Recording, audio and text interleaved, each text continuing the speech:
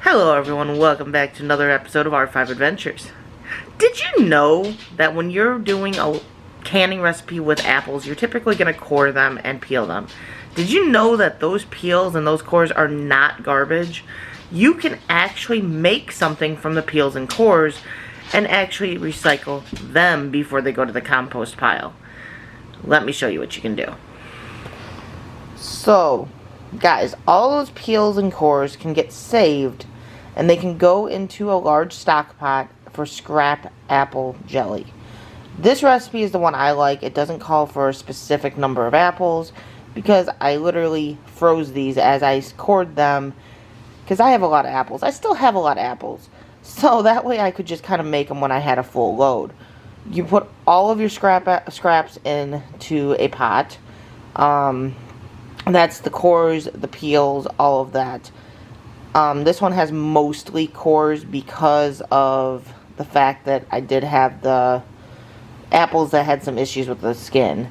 But you put it all into the pot, you fill it up with water to the point where your cores, your peels are starting to float. Then you throw it on the heat on a medium high and bring it up to a boil. You're going to kind of simmer it, boil it for about an hour. Basically what you want is this pot that's full now to be about half full. You want about half of what's in there. That's when you know it's more or less done and you can strain the liquid and get all the chunks out of there because you don't want the seeds, you don't want the cores still in there. So you got about an hour, maybe 2 with this much in there on the heat, simmer boiling, and then you're ready to start processing the jelly. We'll come back when we get closer to that.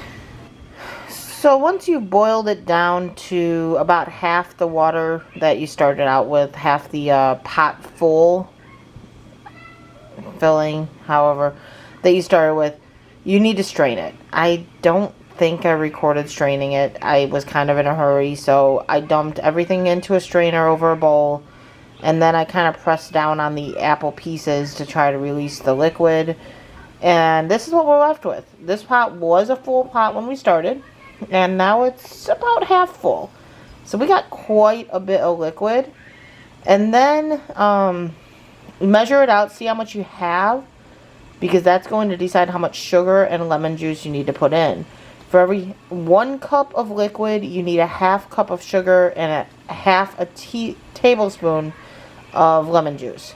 So measure it out, see what you got. We had 8 cups of liquid from all of that.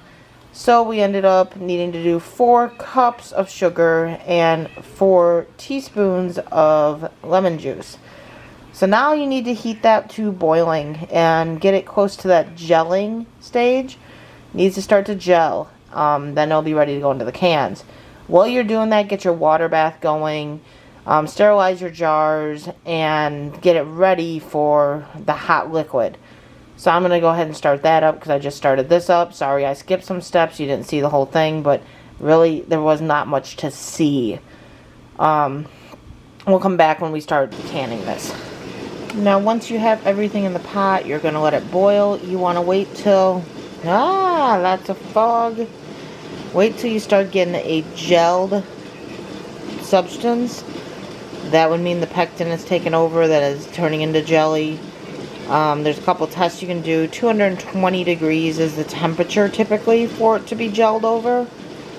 The other thing is when it's not gelled yet, you'll see visible water bubbles. As it gels, you'll start seeing more clumps of like a gel, almost like a jello. And then you'll use a spoon and you want to wait till it kind of comes off in like a sticky, syrupy form off the spoon. This is starting to get a little bit more gel looking as it boils. Good news. So we're going to let that keep on going. We'll come back. So once your jelly is ready, you need to put it into your canning jars. You need to can it basically.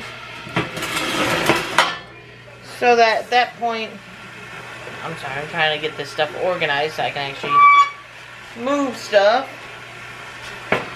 You're going to put your wide mouth lid or funnel on the jars after taking them out of the water bath canner where you're sterilizing them and making them hot. And you're going to pour your liquid in leave a 1/2 inch of headspace. And you're just going to put that into each of the jars that you've got.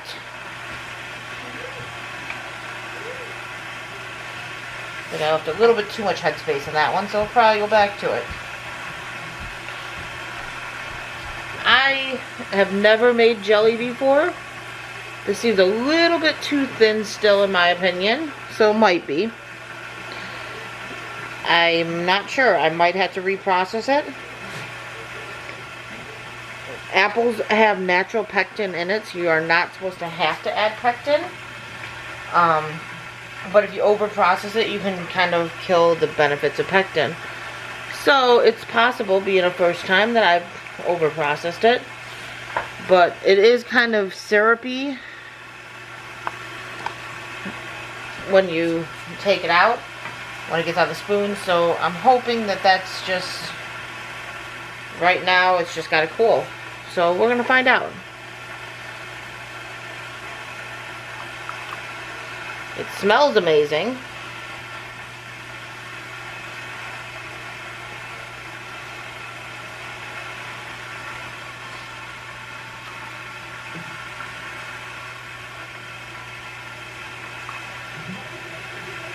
And this was made from something that you would have just thrown away normally. Just the scraps of the apple. Nothing special. Scraps of apple and sugar, basically.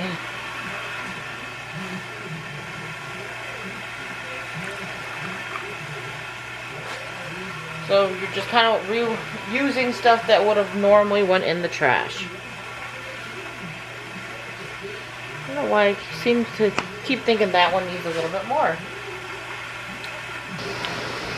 Once you put the cans or jars into the canner, make sure the water covers the lids by at least 1 inch. Bring it back up to a boil, and once it's boiling, you put the lid on and you let it boil for 5 minutes before you turn it off. Let them sit in the canner for 5 minutes, and then you can remove them and put them on a towel to sit for 24 hours and then check the seals. Now your final step, once done, is you're going to take these rings off. You don't leave the rings on when you store them, because the pressure from the ring can press down on the seal that's underneath the ring and cause premature seal breakage. So first, check to make sure that the bubble in the middle is down. Kind of like jam or jelly, when you open the jar, a bubble pops up, and that's how you know it's been opened. These start off with a bubble, and once they seal, that bubble goes down. If that bubble is up and you hear the pinging sound when you press it, it's not sealed. Then it needs to get reprocessed. But then you're going to take those rings off, which, see if I can't do that while I'm recording. So you're going to take off the ring